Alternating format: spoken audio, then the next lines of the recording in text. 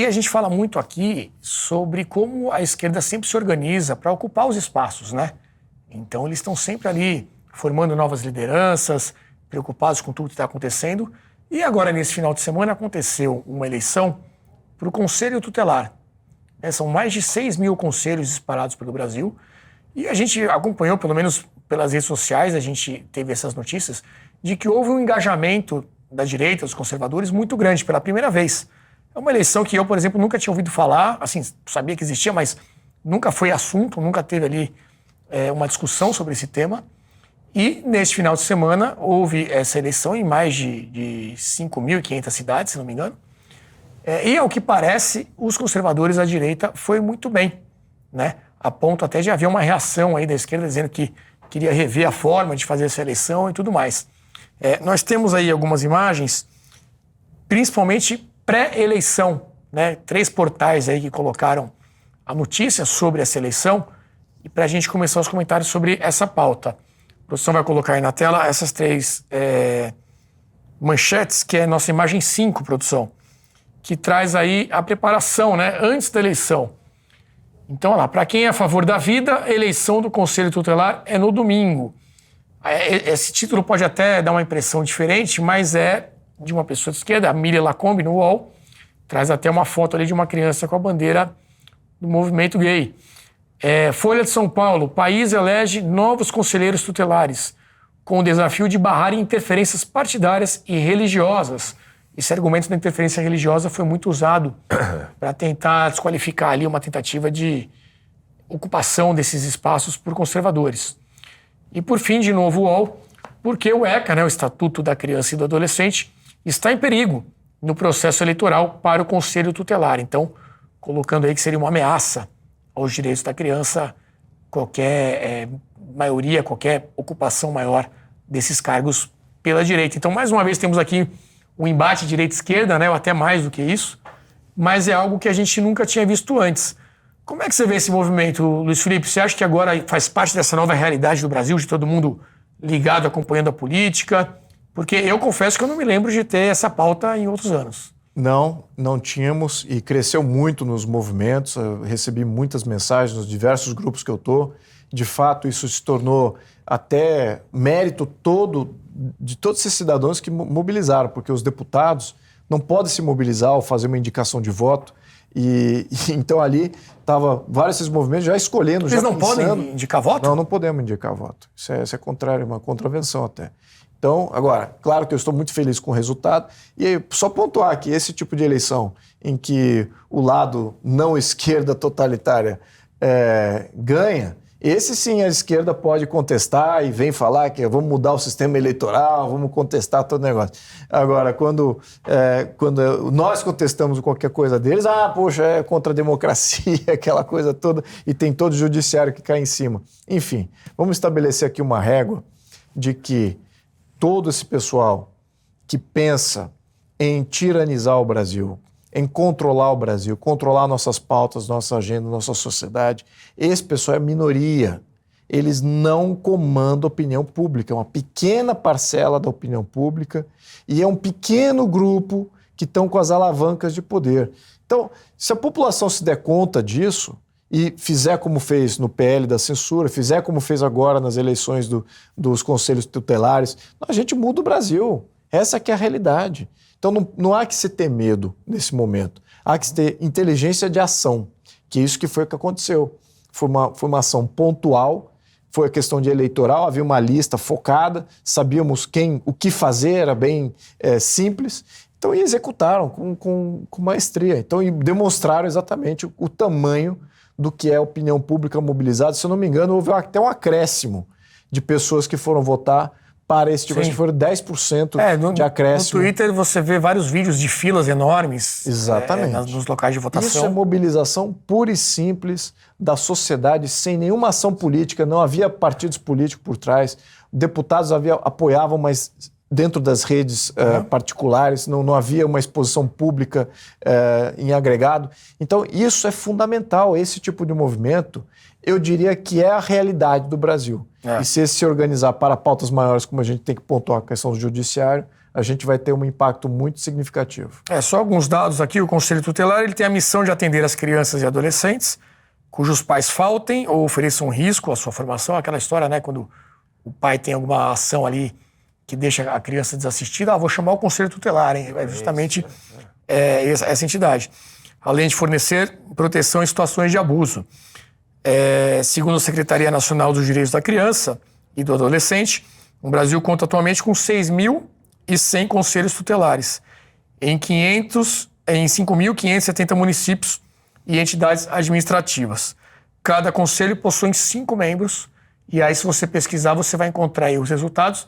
Difícil saber a orientação, né, de cada um dos eleitos, né? Não são nomes conhecidos, mas pelo que a gente tem apurado e recebido aí de mensagens, houve aí essa mudança do perfil desses eleitos.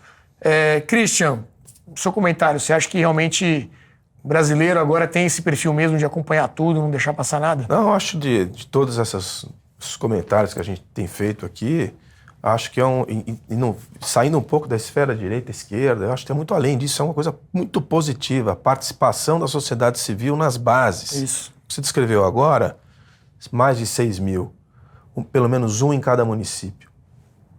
O que está se preocupando? Qual é a importância dessa instituição? Cuidar das crianças. As crianças que não têm a sua autonomia estão indefesas em relação a todo tipo de violência, a sociedade nos municípios cuidando das crianças. O que significa essa performance recente? A insatisfação da sociedade civil com o que vinha se fazendo antes. O que se acusa, de uma forma geral, porque tem sempre coisa boa e sempre coisa ruim sendo feita, mas de uma forma geral, o que estava se fazendo?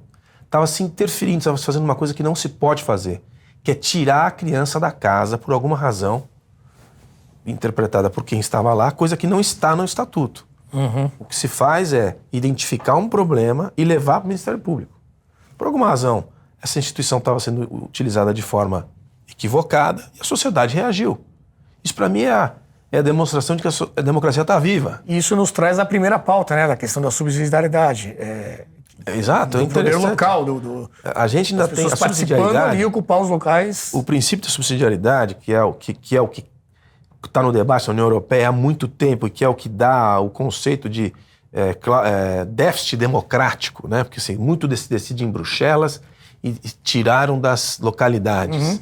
É exatamente o que nós estamos ainda aprendendo a fazer aqui. Sim. Estamos como se tivesse um estágio para trás, vamos dizer assim, né? O europeu luta para não perder aquilo que ele já tem, para não centralizar em Bruxelas. A gente está começando a entender o que é isso.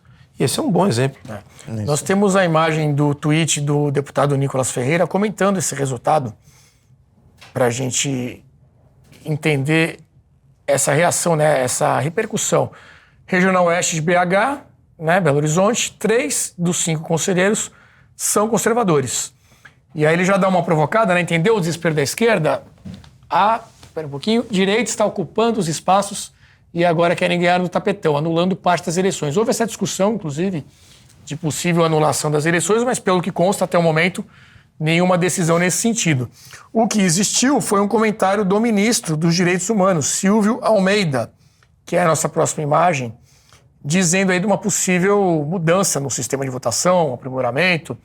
Então, o ministro dos Direitos Humanos afirma que a eleição para conselhos tutelares será aprimorada. Não temos ainda detalhes de como seria. Já podemos especular que vai ser centralização em Brasília do sistema eleitoral para os conselhos tutelares. Então a gente já pode especular que seja uma saída por esse caminho. Jean Turco, sua opinião. Essa última declaração do ministro estava falando exatamente isso, não era difícil de prever, né? Alguns comentários rápidos. Não é uma questão que eu conheço muito bem, mas mostra exatamente essa questão que estávamos falando aqui, da subsidiariedade, etc. Estes corpos intermediários entre o indivíduo e o Estado, mesmo se, de uma certa forma, são pagos, né, pelo Estado, etc. Mas é a sociedade se ocupando de algumas questões sociais. Então, isso é muito positivo e mostra uma movimentação, uma participação de baixo para cima e orgânica, inclusive, né? E não necessariamente queimando as etapas, indo antes para a política, mas antes se ocupando do micro, da própria família, do bairro, da comunidade, da cidade e depois só em última instância, eventualmente, do país, etc. Então isso é muito orgânico, é muito bem-vindo. A concorrência, a competição, de forma geral, é sempre bem-vinda, né, pelos usuários, pelos clientes, etc., por quem usufrui daquele serviço.